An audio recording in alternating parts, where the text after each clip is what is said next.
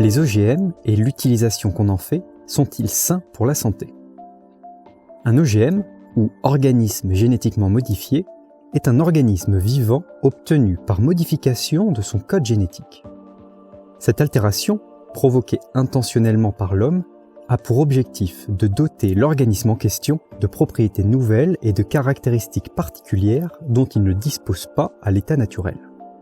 C'est en quelque sorte une chirurgie de l'ADN. Les applications de cette technologie sont multiples, entre autres médicales et agricoles.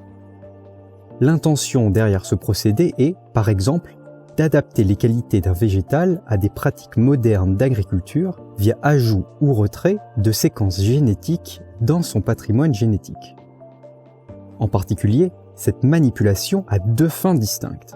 L'une pour lui permettre de générer elle-même un insecticide et ainsi de lutter contre les ravageurs, l'autre pour lui permettre d'absorber un apport externe de pesticides sans pour autant en mourir.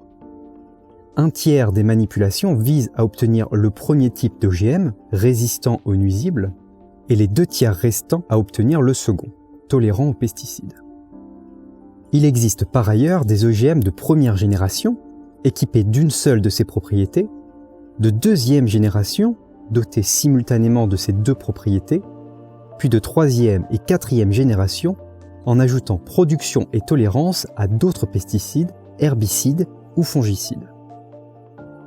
L'invention des OGM tire son origine de la découverte de l'existence de l'ADN, de sa structure elliptique, de l'enchaînement des nucléotides composant son code génétique, du caractère héréditaire de la transmission de ces données génétiques aux générations suivantes, et, bien entendu, de la faculté technique de l'homme à transférer ces informations d'un organisme à un autre.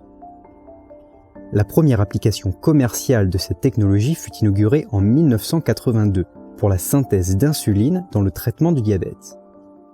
La première plante transgénique vit le jour l'année suivante. Il s'agit d'un plant de tabac résistant aux antibiotiques. C'est en 1994, il y a seulement 26 ans, que la mise en application de 2 plants transgéniques à usage commercial voit le jour. Un plant de tabac résistant aux herbicides dans l'Union européenne et une tomate à maturation lente aux États-Unis. Comme on peut le constater, l'avènement des OGM dans notre assiette et sur la scène internationale est tout récent. On est donc en droit de se demander quels sont les intérêts à recourir à une plante génétiquement modifiée plutôt qu'à une variété ancienne. La fabrication d'OGM sert, dans 2 tiers des cas, à équiper une plante de nouveaux gènes en vue d'accroître sa tolérance face aux différentes substances pétrochimiques épandues à forte dose dans les cultures. Ainsi, plutôt que d'appliquer localement ces substances synthétiques, c'est-à-dire à la racine, en ciblant çà et là les adventices et les nuisibles, on procède aujourd'hui à l'arrosage du champ dans sa totalité, ce qui est un gain de temps. En temps normal, toute plante serait détruite par ce procédé. Toutefois, les plantes génétiquement modifiées, volontairement trafiquées pour augmenter leur résistance au contact de ces produits chimiques, ne dépérissent plus lors de ces opérations. Les plantes génétiquement modifiées rendent ainsi possible de nouvelles pratiques agricoles visant à ne plus distinguer, dans l'entretien des cultures, les plantes sélectionnées des indésirables. Précisons aussi que les OGM sont habituellement utilisés dans les monocultures, que nous traiterons dans un prochain épisode. Une publication de l'ISA parue en 2018, une ONG internationale centrée sur le développement de la biotechnologie, mentionne qu'à peine 7% des terres à échelle mondiale sont cultivées en OGM. Ce même rapport indique aussi que 91% des cultures d'OGM mondiales se concentrent sur seulement 4 pays, dont les États-Unis remportent le podium haut la main avec à eux seuls plus de la moitié des OGM produits dans le monde, devant l'Argentine à 18%, le Brésil à 11% et le Canada à 6%. Bon, il est maintenant grand temps d'en venir au cœur du sujet. Nombre d'études, plus ou moins sérieuses, concluent sur la non-toxicité des cultures d'OGM, autant pour la santé humaine que pour l'environnement.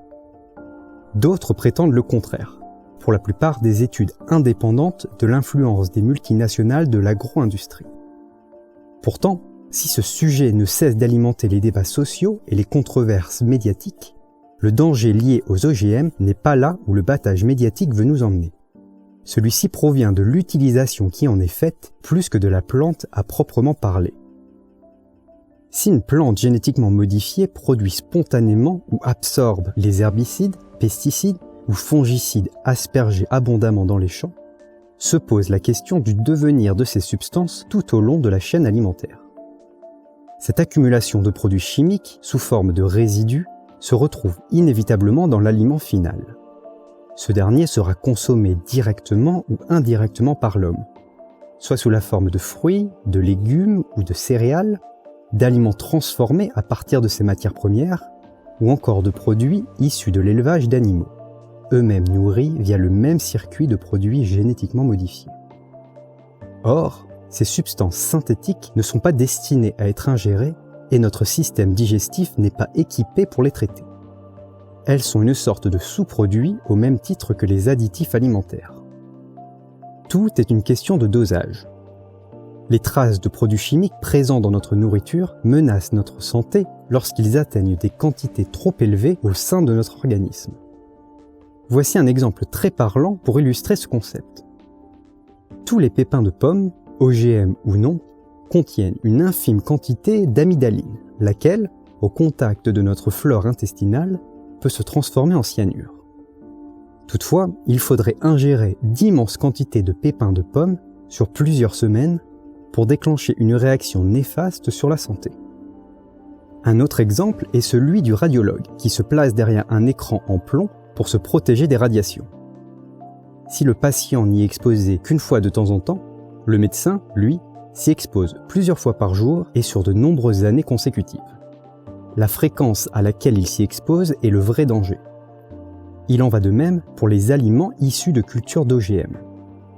Notre organisme, faute d'être capable de traiter et d'éliminer la totalité des impuretés ingérées, accumule progressivement ces substances nocives, lesquelles, à terme, provoqueront une intoxication.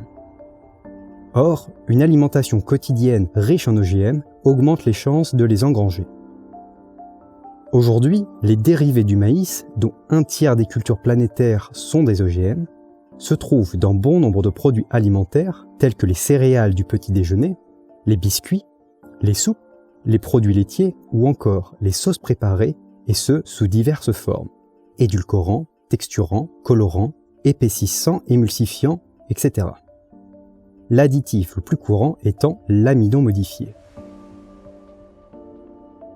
Avant de conclure, faisons un point sur l'étude très controversée de Gilles-Éric Serralini. Je sais par avance que je m'expose à de nombreuses critiques en abordant ce sujet. Publiée en septembre 2012, cette étude vise à observer l'effet sur la santé d'aliments génétiquement modifiés et des pesticides utilisés durant leur croissance. Cette étude est aussitôt décriée par la communauté scientifique internationale au regard de son protocole expérimental. Durée d'étude trop courte, de 2 ans pourtant, souche de race sélectionnée naturellement sensible aux maladies, bien qu'étant une race standard couramment utilisée pour les études de toxicologie à long terme, et enfin, échantillon trop restreint, soit 200 spécimens. On lui reproche en définitive une qualité scientifique insuffisante. Les publications sont retirées en novembre 2013 de la revue Food and Chemical Toxicology, servant de référence dans le milieu scientifique. La notoriété de Gilles-Éric Serralini est souillée et cet esclandre le discrédite aux yeux des scientifiques, de la presse et du grand public.